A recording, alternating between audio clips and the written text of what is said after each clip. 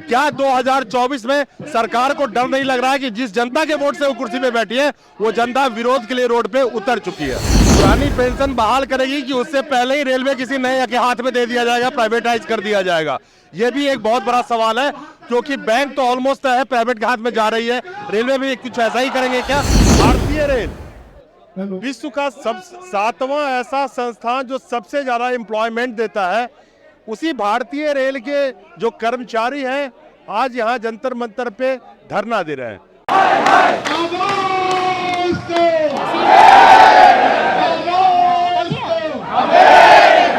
तेरी तानाशाही नहीं चलेगी, नहीं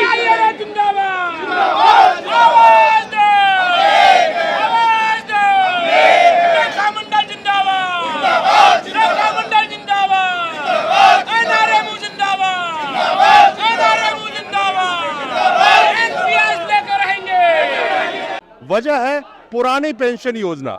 सबसे पहली बात, जो पुरानी पेंशन योजना की मांग क्यों कर रहे हैं और जो न्यू पेंशन स्कीम कह लीजिए या नेशनल पेंशन स्कीम कह लीजिए, उसका विरोध ऐसा कोई डिपार्टमेंट नहीं है इंडिया में जो सरकारी कर्मचारी नहीं कर रहे। तो आखिर नए पेंशन का विरोध क्यों हो रहा है? विरोध इसलिए हो रहा है कि ऑलमोस्ट, अगर मैं इसको सिद्ध और सरल भाषा में कहूं, तो नया पेंशन स्कीम को जो इन एम्प्लॉयज के खून पसीने की मेहनत के पैसे जो जमा होते हैं, उस पैसे को गवर्नमेंट ने एक तरह से जुआ की तरह इस्तेमाल करना शुरू कर दिया, क्योंकि एनपीएस जो है वो मार्केट लिंक्ड स्कीम है, उसमें पेंशन इनका फिक्स नहीं है।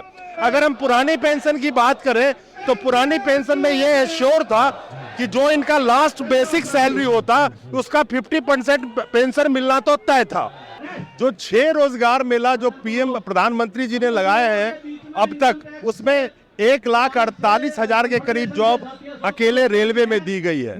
और उसी रेलवे के कर्मचारी, यहाँ मैं एक चीज बता दूं आपको कि 2003 रेलवे एम्प्लॉय की संख्या करीब 14,62,000। वहीं पे हर साल सैकड़ों ट्रेन रेलवे में जुड़ते चले गए। वही पुरानी इंफ्रास्ट्रक्चर, रेलवे एक्सीडेंट आपने देखा, खैर वो मुद्दे पे मैं बाद में आऊंगा। 20% ट्रेन में जो बढ़ोतरी हुई करीब हर साल, तो 20% जॉब में भी बढ़ोतरी होना चाहिए था रेलवे में, लेकिन जॉब कम होते चले गए। पुरानी पेंशन योजना की डिमांड काफी जोर शोर से पूरे देश में चल रहा है।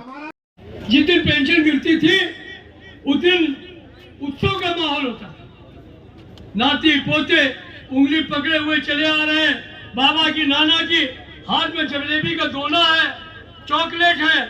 मैं उनसे पूछ रहा हूँ क्या हाल है, वो कहते भैया बहुत अच्छा है, अभी घर जाऊंगा, बहू जो है उन्हें रबड़ी पूरी बना करके रखी हुई, कल आगे पूजा करती है, भगवान से बुलाती है बुढ़ा और जिंदा रहे, पेंशन आती है, घर में भी इज्जत खराब करना चाहते हैं, बाहर तो हो ही जाएगा। अपनी इज्जत इनकी रहनी चाहिए। न्यू पेंशन स्कीम है वो नो पेंशन स्कीम है। अभी ये साबित होने लगा है, क्योंकि 30,000 रुपये तनख्वाह पे लोग रिटायर हो रहे हैं, उनको 516 रुपये पेंशन मिल रही है। 56,000 पे हमारा लोको पायलट रिटायर हो रहा है, उसको 2,826 रुपये पेंशन मिल रही है, जबकि उसको 28,000 रुपये पेंशन मिलनी चाहिए। तो ये धोखाधड़ी चलने वाली नहीं है। हमने सरकार से मांग करी है कि ये पुरानी पेंशन को बहाल कर दो, और कोई तरीका नहीं है। और मुझे आशा है कि सरकार मानेगी तो ठीक है, अदरवाइज आज दिल्ली के लोग यहाँ हैं, सारे देश भर के लोग जो है अपनी अपनी राज्यों की राजधानियों पर प्रदर्शन कर रहे हैं।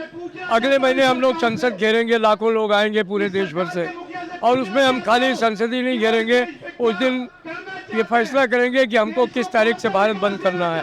हम सरकार से टकराव नहीं चाहते, हम चाहते हैं कि इस देश में रेलें अच्छे तरीके से चले, देश अच्छे तरीके से चले।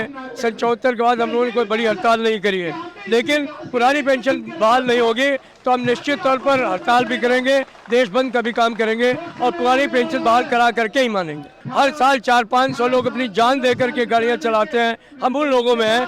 हम नहीं चाहते कि देश की जनता को तकलीफ हो या किसी को कोई तकलीफ हो, लेकिन नहीं मानेंगे तो हमारे सामने इसके अलावा कोई विकल्प भी नहीं है कि हम हड़ताल भी करें और देश भी बंद। पुरानी पेंशन बहाल करेगी सरकार, पुरानी पेंशन बहाल करेगी कि उससे पहले ही रेलवे किसी नए के हाथ में दे दिया जाएगा, प्राइवेटाइज कर दिया जाएगा? ये भी एक बहुत बड़ा सवाल है, क्योंकि बैंक तो ऑलमोस्ट है प्राइवेट के हाथ में जा रही है, रेलवे भी कुछ ऐसा ही करेंगे क्या? क्या 2024 में सरकार को डर नहीं लग रहा है कि जिस जनता के वोट से वो कुर्सी पे बैठी है वो जनता विरोध के लिए रोड पे उतर चुकी है? नमस्कार।